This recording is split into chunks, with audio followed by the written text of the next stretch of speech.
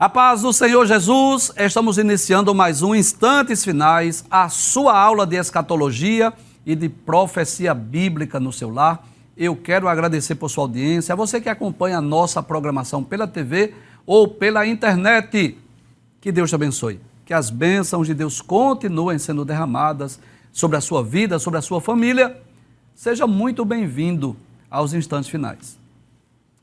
Lembrando mais uma vez, se você deseja enviar para nós uma pergunta, uma mensagem, uma crítica, uma opinião ou sugestão, a melhor forma é através do WhatsApp do programa, que é o 994661010. Fique à vontade para criticar, sugerir, opinar, e eu aproveito para agradecer pelas mensagens que temos recebido diariamente, tanto aquelas mensagens de elogios, como também as críticas, as opiniões, as sugestões.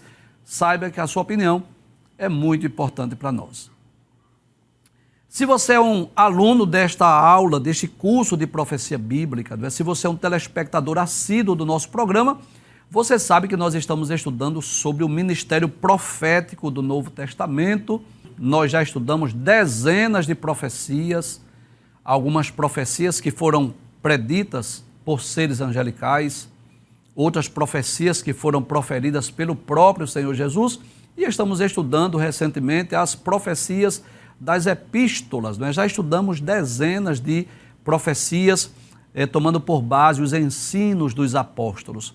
Vamos lembrar o que nós vimos nos programas anteriores?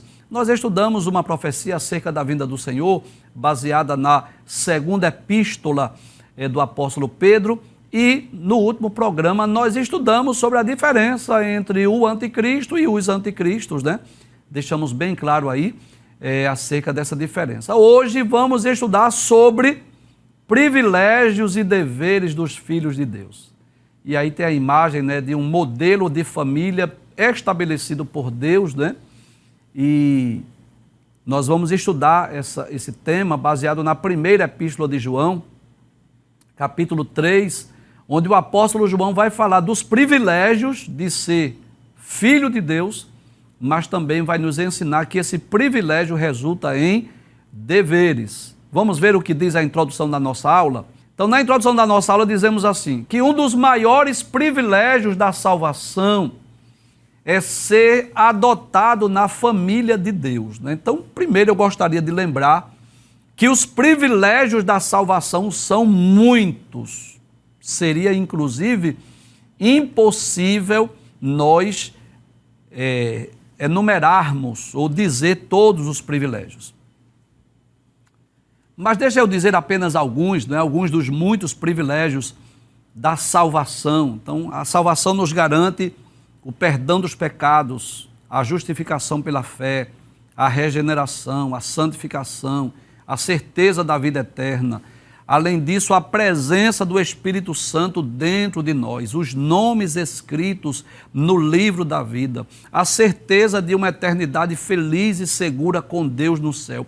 O privilégio de podermos, enquanto estivermos aqui na terra, trabalhar em prol do reino de Deus, em prol da causa do Mestre. A certeza que vamos habitar na Nova Jerusalém, a cidade planejada e arquitetada por Deus. A certeza que seremos arrebatados, onde estaremos livres de dores e sofrimentos. A certeza que nós iremos reinar com Cristo aqui na terra. A convicção que temos que nós seremos galardoados, recompensados por aquilo que fizemos em prol do reino de Deus. A certeza que teremos no céu o privilégio de desfrutarmos das bodas do Cordeiro, de cearmos com Cristo.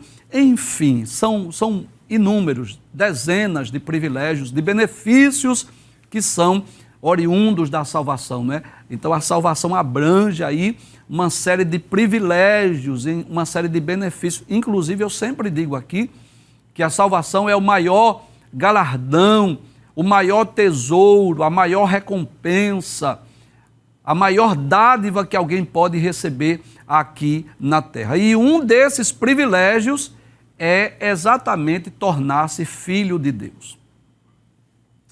Ainda na introdução nós vamos dizer que, embora todos os seres humanos sejam filhos de Deus por criação, é bom lembrarmos isso, está em Lucas capítulo 3, versículo de número 23, nós vamos perceber aqui, onde Lucas fala sobre a genealogia de Jesus. No versículo 23 ele diz assim: e o mesmo Jesus começava a ser de quase 30 anos, sendo, como se cuidava, filho de José, e José de Eli. E ele vai falando sobre essa genealogia, não é?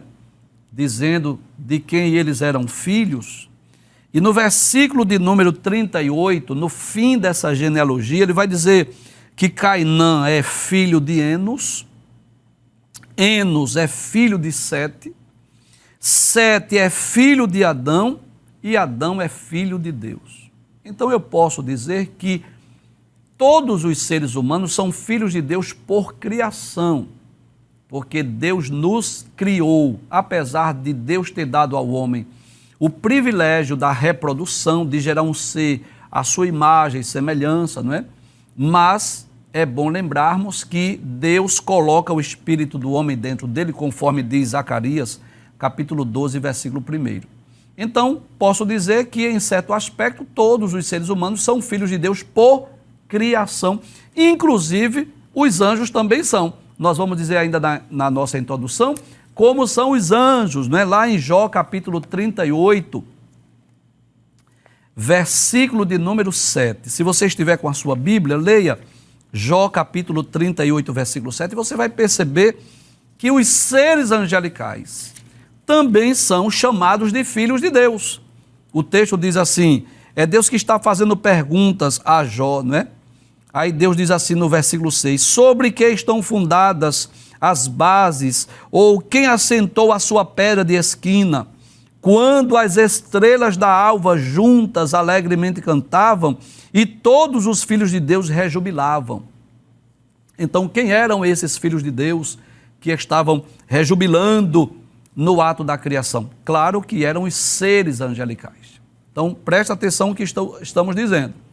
Em certo aspecto, todos os seres humanos são filhos de Deus por criação, porque todos são criaturas de Deus, inclusive os seres angelicais. Mas nós vamos dizer ainda na introdução que somente aqueles que receberam a Jesus como seu Salvador, aqueles que forem regenerados, aqueles que são guiados pelo Espírito Santo, estes é quem serão adotados da família de Deus.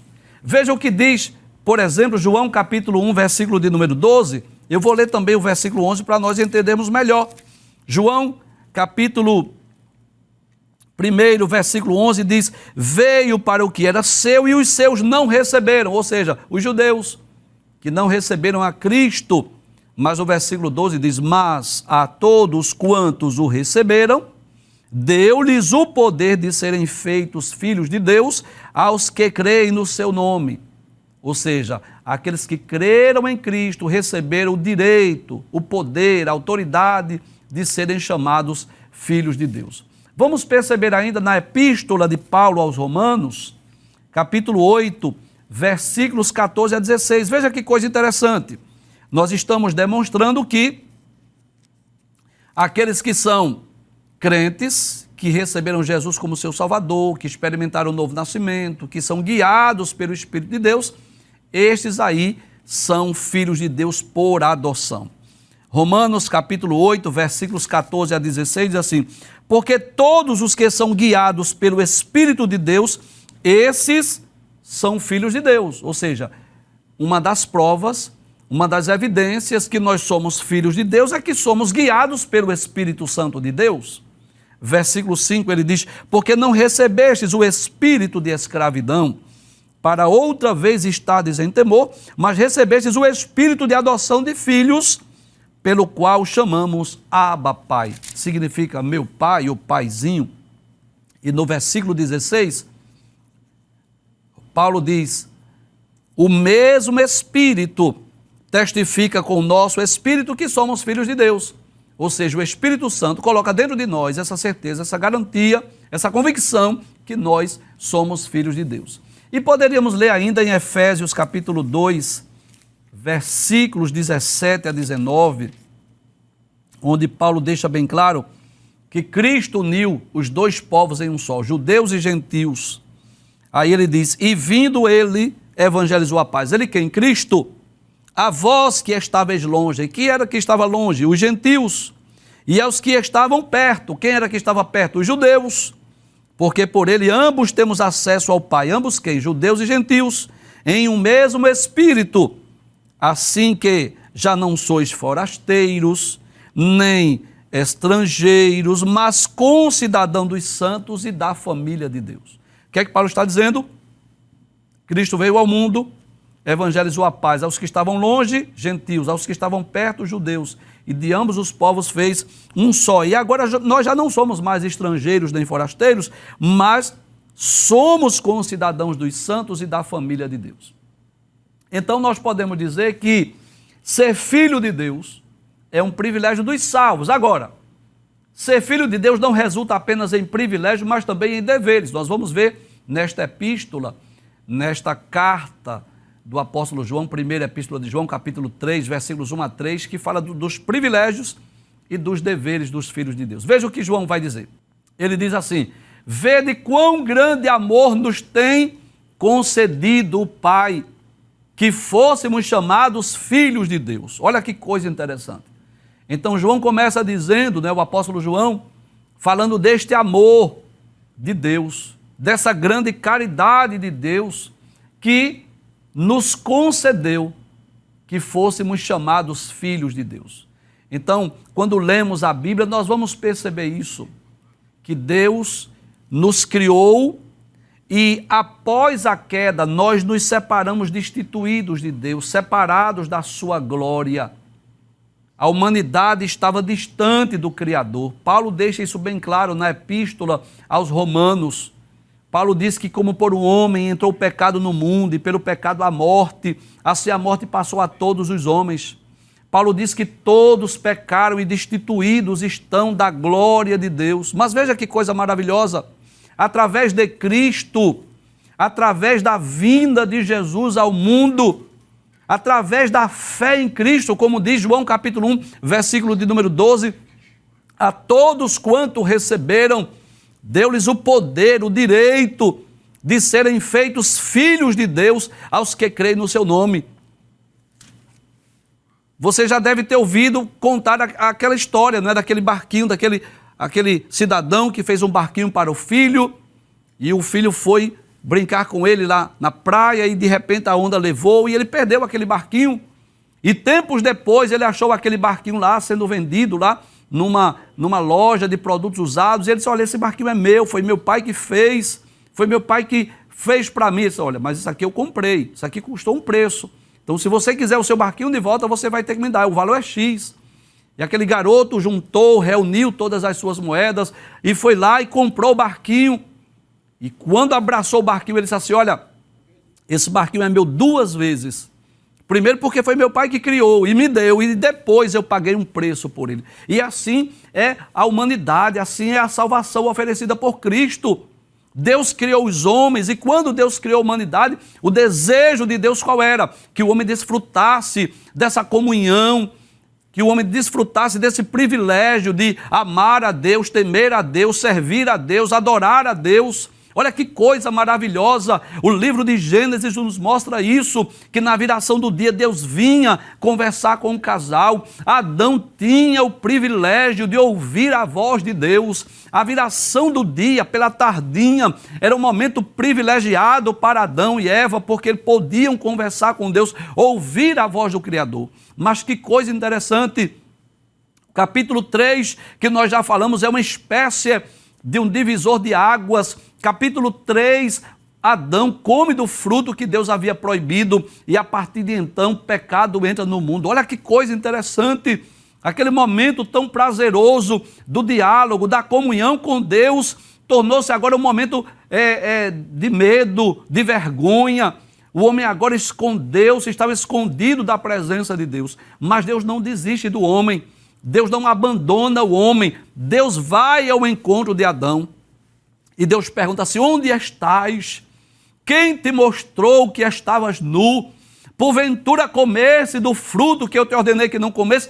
Claro, Deus já sabia de tudo porque Deus é onisciente, mas ele faz essas perguntas para que o homem reconhecesse o seu erro, para que o homem confessasse o seu pecado, mas Deus vem ao encontro do homem e naquele momento, capítulo 3 de Gênesis, onde Deus sentencia a criação, o juízo de Deus por conta do pecado da humanidade. Olha que coisa interessante, Deus disse que por causa daquela ação de Adão, por causa daquela atitude de Adão, de ter desobedecido, comido do fruto que Deus havia proibido, aí Deus disse a Adão, olha, a terra vai se tornar maldita, vai produzir espinhos e cardos, a mulher agora vai ter filho com dores, o seu desejo será para o seu marido e ele a dominará. Deus disse à serpente que ela agora iria rastejar, iria comer pó. Deus disse a Adão que ele agora iria sobreviver do suor do rosto. O trabalho seria mais difícil, né? O labor seria mais difícil, exigia mais força física. Mas naquele momento, não é, de sentença, de juízo, Deus disse ao homem, você vai voltar ao pó, você é do pó e ao pó você vai tornar. Mas Deus faz aí uma promessa messiânica. Ele diz à serpente, eu porei inimizade entre ti e a mulher, entre a tua semente e a sua semente. Esta te ferirá a cabeça e tu lhe ferirás o calcanhar. Deus já estava anunciando que viria uma semente de mulher, que viria um segundo Adão, um segundo homem, mas agora para pisar na cabeça da serpente. E é através de Cristo, é através de Jesus que nós fomos reconciliados com Deus, que nós agora passamos a fazer parte da família de Deus. E nós já lemos hoje Romanos capítulo 8, versículos 14 a 16, que Paulo deixa isso bem claro, que os filhos de Deus são guiados pelo Espírito Santo e o Espírito Santo testifica dentro de nós que nós somos filhos de Deus. E João, pensando nesse privilégio, ele diz aos seus filhos da fé, ele diz aos crentes, vede quão grande amor nos tem concedido o Pai. Qual é, João? Que amor é esse? Como é que ele demonstra isso? Ele diz que fôssemos chamados filhos de Deus. Glória a Deus. Nós temos essa certeza no nosso coração, que nós somos adotados, que nós fazemos parte da família de Deus. Como disse Paulo, nós não somos mais forasteiros, nós não somos estrangeiros, mas nós somos concidadãos dos santos e da família de Deus. Mas observe que João vai deixar bem claro que apesar desse grande amor, apesar desse grande privilégio, o amor de Deus e do privilégio de sermos chamados filhos de Deus, João deixa bem claro que o mundo não nos conhece. Veja o que ele diz ainda no versículo 1, por isso o mundo não nos conhece. Por que não nos conhece? Porque não conhece a ele. Então, João está dizendo assim, olha, o que João está dizendo é o seguinte, olha, eu quero falar a vocês de duas verdades aqui. Primeira verdade é, pense no privilégio que nós temos de sermos chamados filhos de Deus. Isso é um privilégio, uma dádiva dada por Deus para nós. Aqueles que receberam Jesus como seu Salvador, deu-lhes o poder, o direito de serem feitos filhos de Deus. Deus colocou dentro de nós o Espírito Santo, que testifica com o nosso espírito que somos filhos de Deus. Agora, saiba de uma coisa, nem todos vão reconhecer isso, nem todos vão acreditar em vocês, nem todos darão crédito a vocês. Por quê? As pessoas que não conhecem a Deus também vão duvidar da sua filiação. Observe o que ele diz, por isso o mundo não nos conhece, ou seja, não aceita isso. Por quê? Porque não conhece a Ele, não conhece a Deus, não conhece a Cristo. E isso me faz lembrar da oração sacerdotal de Jesus. Uma das orações mais extraordinárias da Bíblia, João capítulo 17, onde Jesus intercede pelos seus discípulos, onde Jesus intercede por nós, por aqueles que haviam de crer. É a oração sacerdotal de Jesus. E observe o que Jesus diz no capítulo 17, versículo 14 e versículo 25. do evangelho escrito por João. Detalhes, o mesmo escritor, né? Capítulo 17, versículo de número 14. Ele diz assim: dei-lhes a tua palavra. É Jesus falando aos discípulos. Eu dei-lhes a tua palavra. Como que ele diz assim? Eu preguei, eu ensinei a tua palavra e o mundo os odiou. Glória a Deus. Por incrível que pareça, aqueles que receberam a palavra de Deus, receberam as palavras de Cristo, foram odiados desde os primórdios, desde os primeiros dias da era cristã. Eu quero dizer a você, meu irmão, minha irmã, não espere aplausos, não espere elogios, não espere status, não. Se isso estiver acontecendo, considere como algo anormal ou incomum, porque o que é comum é o quê? É ser odiado. Perceba que o mundo está se voltando contra a igreja. Perceba que cada vez mais a igreja está sendo perseguida. Sabe aquela perseguição que nós falávamos só daqueles países, da janela 1040, aqueles países onde não se pode pregar o evangelho? Perceba isso. Se isso não está já presente em nossos dias, em nossa nação, pregar o evangelho agora, as pessoas nos taxam de discurso de ódio. Que coisa interessante! Já pensou isso? Nós pregando a salvação, nós estamos pregando a fé em Cristo, dizendo ao mundo: olha, as portas estão abertas, a porta da graça está aberta, qualquer pessoa pode se tornar filho de Deus. Qualquer pessoa pode fazer parte da família de Deus. Qualquer pessoa pode ser salva, se crer em Cristo. Mas, pelo fato de nós não concordarmos com alguns comportamentos dessa sociedade, porque vai de encontro aos princípios da palavra de Deus, nós somos taxados de fundamentalistas, discurso do ódio.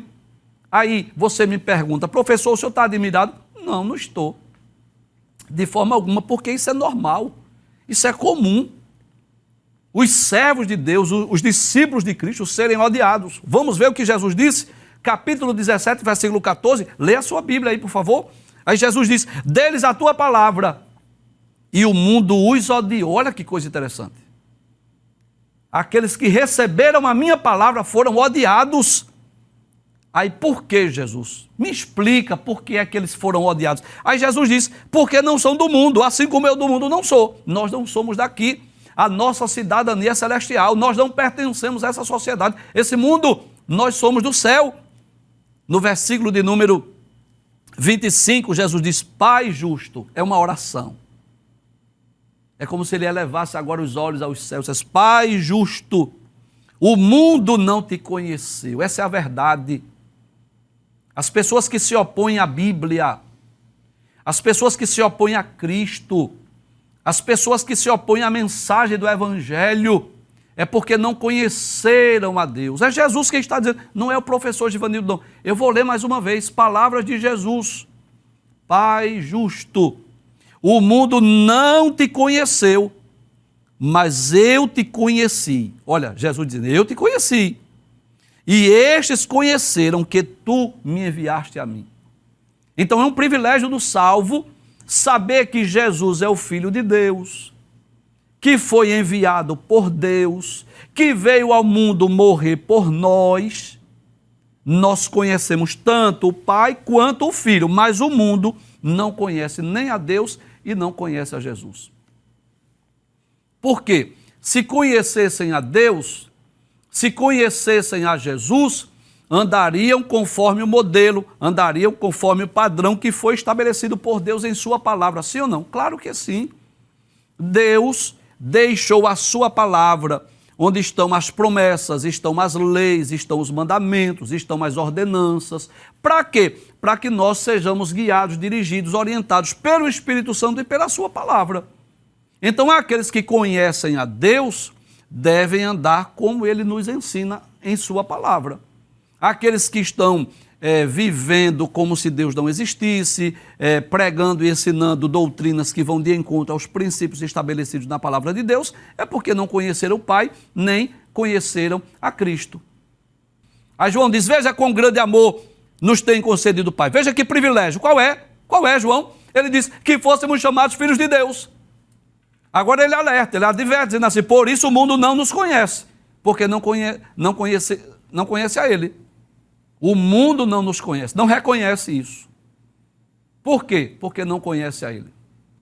No versículo 2 ele diz assim, amados, agora somos filhos de Deus, ou seja, depois que nós abraçamos a fé, aceitamos a Cristo, depois que nós fomos guiados, dirigidos pelo Espírito, nós somos filhos de Deus. Aí ele diz, e ainda não é manifesto o que havemos de ser. Olha que coisa extraordinária, que coisa maravilhosa. Ainda não é manifesto aquilo que nós havemos de ser. Olha, tem bênçãos maiores para vir sobre nós. Você sabe disso. Existem privilégios da salvação que é para esta vida, que é para o tempo presente.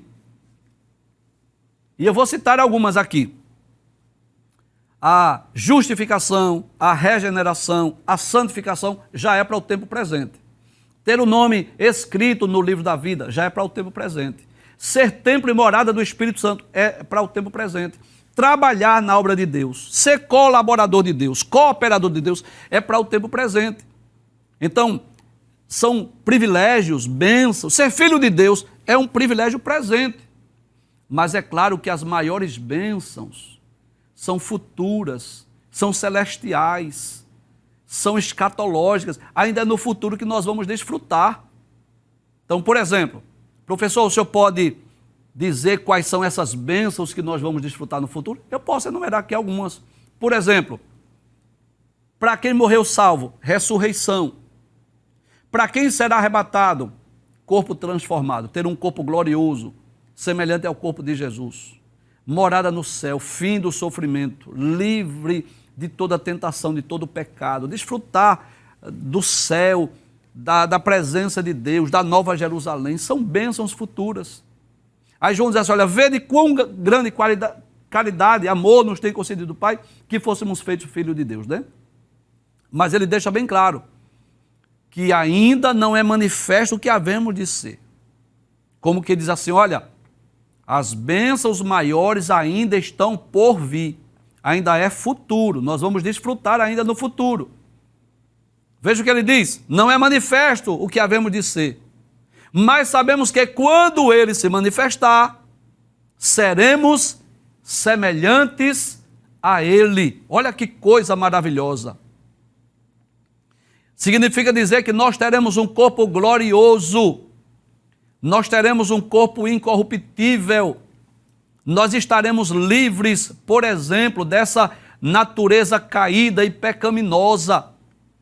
Isso me faz lembrar o que está na carta de Paulo aos Filipenses, capítulo de número 3, versículos 20 e 21. Olha que promessa gloriosa, maravilhosa para os salvos. Paulo diz assim, mas a nossa cidade está nos céus. Paulo está falando da Nova Jerusalém, a cidade que foi planejada, arquitetada pelo próprio Deus. Onde ela está? Está nos céus. Aí ele diz, donde também esperamos o Salvador, o Senhor Jesus Cristo.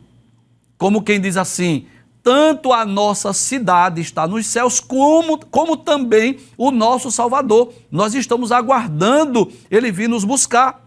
Aí ele diz que transformará o nosso corpo abatido. Olha que privilégio.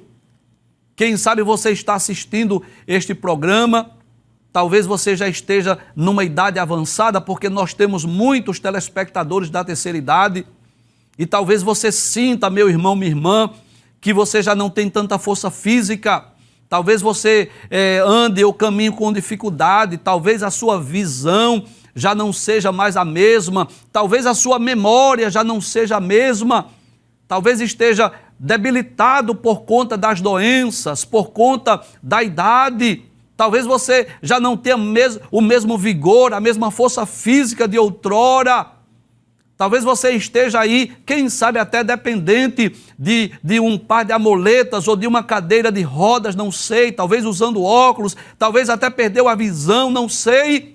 Mas olha que coisa maravilhosa, Paulo diz assim, que transformará o nosso corpo abatido para ser conforme o seu corpo glorioso. Veja que privilégio do crente, do salvo. Nós receberemos um corpo glorioso, um corpo imortal, um corpo incorruptível, semelhante ao corpo de Jesus. E é por isso que o apóstolo João diz: ainda não é manifesto o que havemos de ser, glória a Deus. Como quem diz assim, coisas melhores ainda estão por vir. Aí ele diz, mas sabemos que quando ele se manifestar, como quem diz assim, quando Cristo voltar, quando Cristo vier, seremos semelhantes a ele, porque assim como é, o veremos. Olha que privilégio. Privilégio para o crente, para o salvo, ver a pessoa bendita de Jesus, ver o rosto de Jesus, ver a face do próprio Deus. É um privilégio que está reservado para nós dos céus.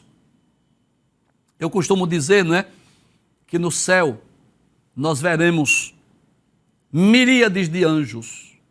Quando nós estudamos, né, a angelologia, a doutrina dos anjos, um dos temas principais da angelologia é a classificação dos seres angelicais. E nós sempre dizemos, né, na nossa sala de aula que existem anjos, arcanjos, querubins e serafins, que nós entendemos que são diferentes uns dos outros. Por exemplo, os querubins possuem 2 asas, baseado naqueles querubins que estavam na tampa do propiciatório da Arca da Aliança. Já os serafins, visto por Isaías, têm 6 asas. Então, nós ficamos assim na nossa mente imaginando qual a diferença entre um anjo, um arcanjo, um querubim, um serafim. Nós teremos a oportunidade de vê-los com os nossos olhos. Nós veremos os personagens bíblicos que a gente conhece só a sua história pela Bíblia. Nós veremos Abel, nós veremos Noé, nós veremos Abraão, Isaac, Jacó, Jó, Moisés. Glória a Deus, nós teremos o privilégio. Olha, aqui nos instantes finais, nós comentamos aqui sobre as profecias de Micaías, Aías, Elias, Eliseu, Isaías, Jeremias, enfim. Nós teremos a oportunidade de conviver com estes homens de Deus, de ouvir as suas histórias, os seus testemunhos, as suas experiências. Você já imaginou do privilégio de você ouvir do próprio Abraão dizer como foram as peregrinações? De você ouvir do próprio Moisés como foram os milagres lá do Êxodo? São privilégios do futuro que nós vamos alcançar. Nós teremos o privilégio de vermos os apóstolos. Já imaginou você ouvir o próprio Paulo testemunhar como foi a sua conversão? Ele vai explicar para nós se ele estava montado num cavalo ou não, né? Ele vai explicar para nós. Ele vai dizer para nós o que é o espinho na carne, que eu não sei o que é, se ele falou no sentido literal, o mensageiro de Satanás para me esbofetear, ou se era no sentido figurado. Ele vai explicar isso para nós.